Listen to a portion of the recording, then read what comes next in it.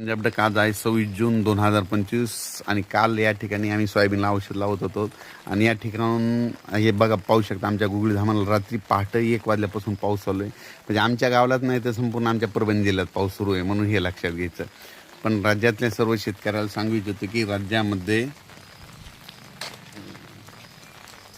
सांगायचं झालं तर पूर्व विदर्भ, पश्चिम विदर्भ आणि मराठवाड्यामध्ये हे पाऊस सांगतो की तुम्हाला जवळपास पूर्व विदर्भ, पश्चिम विदर्भामध्ये 1 तारखेपर्यंत दररोज भाग बदलत पडणार आहे म्हणून हा अंदाज लक्षात येतो.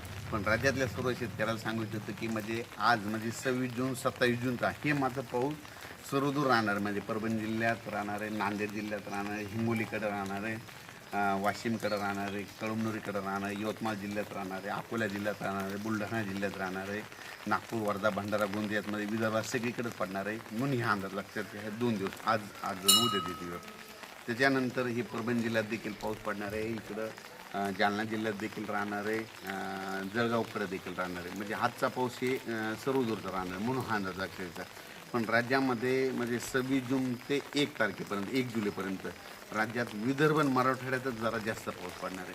सांगायचं झालं तर तुम्हाला सांगतो विदर्भामध्ये 6 5 11 जिल्ह्यात आणि मराठवाड्यात म्हणजे हे दररोज वेगवेगळ्या भागात पाऊस पडणार आहे 1 तारखेपर्यंत. म्हणजे 26, 27, 28, 29, 30 आणि 1 जुलैपर्यंत दररोज वेगवेगळ्या भागात पडणार. दुपारपर्यंत ऊन पडणार, दुपारच्याला लगेच पाऊस येणार म्हणून हे लक्षात येतं.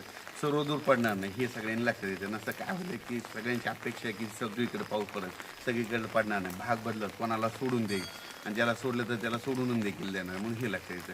पण राज्यात सांगायचं झालं तर हे पाऊस म्हणजे आता 26-27 म्हणजे 26-27चा पंढरपूरकडे देखील म्हणजे सोलापूर जिल्ह्यात पडणार आहे, पंढरपूरकडे राहणार आहे, नगर जिल्ह्याला देखील पडणार आहे. पण तिकडे आता रिमझिम राहणार, थोडे थेंब येणार आहे, जास्त नाही पडणार.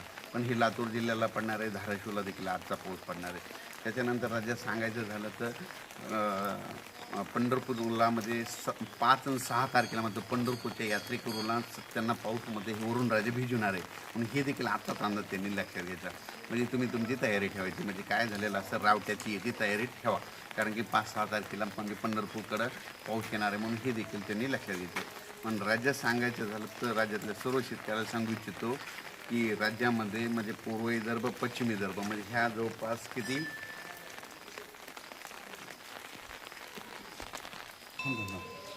थिंब पाडायला रे त्याच्यामध्ये सांगायचं झालं तर राज्यामध्ये हा पाऊस तुम्हाला सांगू इच्छितो की 26, 27, 28, 29, 30 पर्यंत दररोज वेगवेगळ्या भागात पडणार आहे. विदर्भ आणि मराठवाड्यातच जास्त राहणार आहे. त्याच्यानंतर 1-2 तारखेला 1-2 जुलैला पाऊस येणार आहे की मग पूर्व विदर्भ आणि पश्चिम विदर्भात तिकडं राहणार आहे म्हणून हे लक्षात येतं.